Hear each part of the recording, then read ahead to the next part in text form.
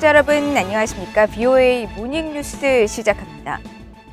북한이 지난 2018년 폐쇄했다고 밝힌 풍계리 핵실험장에서 활발한 핵실험 사전 준비 정황이 포착됐다고 전 유엔 대북제재위원이 밝혔습니다. 북한이 풍계리 핵실험장 복구에 속도를 내고 있다는 최근 미한군 당국의 평가를 뒷받침하는 내용이어서 주목됩니다. 첫 소식 조상진 기자가 보도합니다. 오스트리아 빈에 본부를 둔 민간 연구단체 오픈 뉴클리어 네트워크가 28일 공개한 북한 풍계리 핵실험장의 최근 위성사진 모습입니다. 지난해 12월부터 올해 3월까지 촬영된 위성사진에는 풍계리 핵실험장 내 3번 갱도 남쪽 입구 주변에서 차량 통행 등 활동량이 눈에 띄게 늘어난 모습이 포착됐습니다. 이어 올해 3월 촬영된 사진에서는 남쪽 입구 주변 철거된 건물 부지에 통나무와 흙더미가 쌓여있는 모습도 새로 발견됐으며 차량과 인원의 움직임도 관측됐습니다. 2011년부터 4년 반 동안 유엔 전문가 패널에서 활동한 후루카와 가스이사 전 위원은 풍계리 핵실험장을 촬영한 위성사진 분석 보고서에서 과거 북한이 풍계리 핵실험장에서 통나무를 시설물 건축과 갱도 굴착 등에 사용한 만큼 북한이 갱도 복원을 결정했다면 인근에 통나무나 목재들이 보일 것이라고 지적했습니다. 또 3월 4일과 16일, 23일에 촬영된 또 다른 위성사진에서는 남쪽 입구 주변에서 발굴 흔적과 건축, 개조 활동의 징후도 포착됐습니다. 남쪽 입구 주변에 반파된 건물 지붕이 시간이 지나면서 부분적으로 수리된 흔적과 새 건물 건축 현장 모습이 확인됐고 그 옆에 방수포로 덮인 사각형 구조의 물체도 새로 발견됐다며 이 물체는 지난 2018년 풍계리 핵실험장 폐쇄 전까지 1, 2번 갱도 굴착 관련 건물이 있던 곳에 있었던 것과 같다고 밝혔습니다. 그러면서 새 건물과 방수포로 덮인 물체는 3번 갱도 남쪽에 2차 입구를 만들기 위한 굴착에 사용될 가능성이 크다고 분석했습니다. 또 핵실험장의 남쪽 지원시설 주변에서도 눈이 제거된 정황이 드러나는 등 이들 시설이 현재까지도 계속 운영 중인 것으로 평가됐습니다. 이 같은 분석은 풍계리 핵실험장의 복구 속도가 빨라지고 있는 정황을 포착했다는 미한 군 당국의 평가와도 일치합니다. 지난 28일 한국 군 당국은 풍계리 핵실험장 3번 갱도에 폭파된 입구를 복원하는 대신 갱도 내부로 가는 새 통로를 굴착하는 정황이 포착됐고 이미 3번 갱도의 입구부터 약 100m가량 폭파한 것으로 알려졌으며 현재 속도라면 한 달 정도면 갱도의 완전 복구가 가능할 것으로 파악한 것으로 전해졌습니다. 보고서는 이번 위성사진 분석 결과는 북한이 단기간 내 갱도를 복원하기 위해 새 진입로 작업을 하고 있다는 한국 군 당국의 평가를 뒷받침하는 증거라면서 북한이 조만간 핵실험을 재개하기 위해 남쪽 입구 복원에 속도를 내는 징후라고 밝혔습니다. VOA 뉴스 조상진입니다.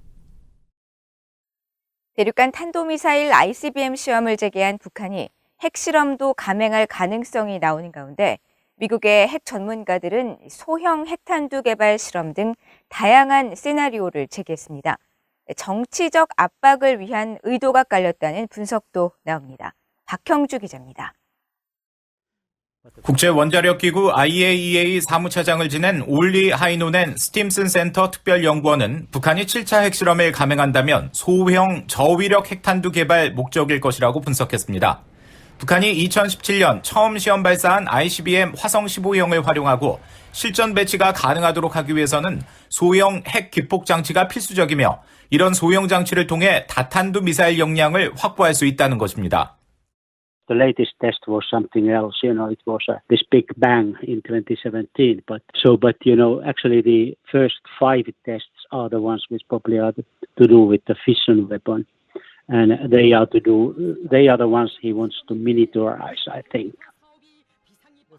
게리 세이모어 전 백악관 대량살상 무기 조정관은 북한이 6차례의 핵실험으로 폭발력을 높여온 것에 주목하면서 6차 핵실험 때와 같은 수소폭탄 개발을 위한 고위력 실험 재개 가능성을 제기했습니다.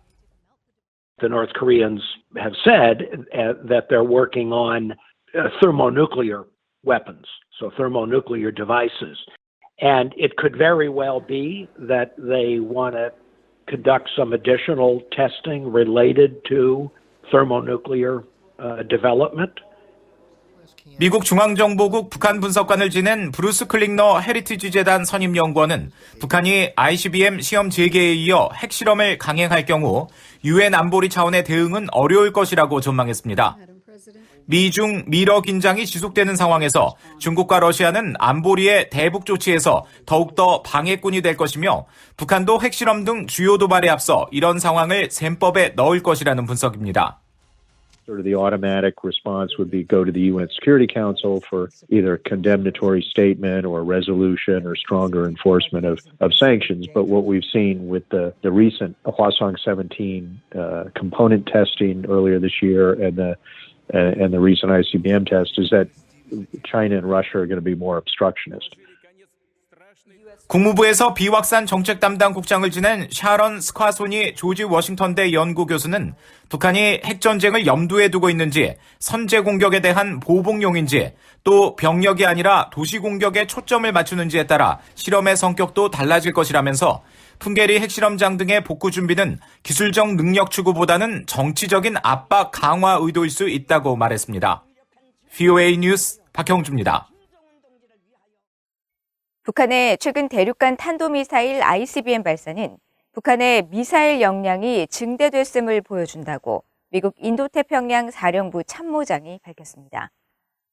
제임스 제라드 인도태평양 사령부 참모장은 29일 미국의 민간 연구단체인 미사일 방어 옹호 동맹 MDAA가 주최한 화상 간담회에 참석해 북한이 최근 발사한 ICBM의 정확한 명칭이 무엇이든 이번 발사는 북한의 미사일 역량이 증대되고 있으며 역량을 더욱 발전시키기 위한 노력을 이어가고 있다는 것을 보여준다고 말했습니다.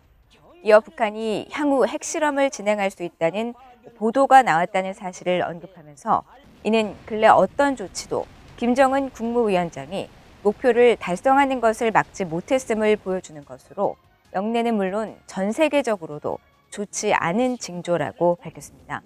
제라드 참모장은 그러면서 북한이 ICBM과 핵무기를 계속 개발하는 것은 영내 안정을 해칠 뿐 아니라 북한 내부적으로도 영향을 미칠 것이라며 북한의 계속된 무기 활동 지속은 대북 경제 제재 부과의 정당성을 부여하고 북한 주민들의 삶에도 상당한 영향을 계속 미치게 될 것이라고 지적했습니다.